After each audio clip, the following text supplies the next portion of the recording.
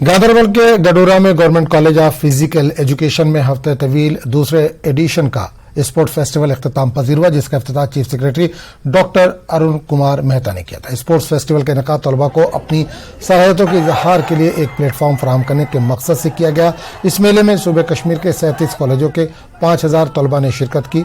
Volleyball, badminton, kho kho, table tennis, tug of war समेत मुख्तलिफ खेलों की सरगर्मियों में मर्द ख्वातीन ने हिस्सा लिया। इस मौके पर कश्मीरी रिवायती लोक रक़्स समेत रंगारंग प्रोग्राम ने सामीन को महजूज किया, जिसे मुख्तलिफ तालीमी इदारों के तलबा ने पेश किया। इस मौके पर DDC की चेयरपर्सन गांदरबल नुज़हात अशफाक ने कहा कि इस तरह के फेस्टिवल बार बार होने चाहिए ताकि तलबा अपनी सलाहियतों का मुजाहरा कर सके और मंशियात से दूर रह सके।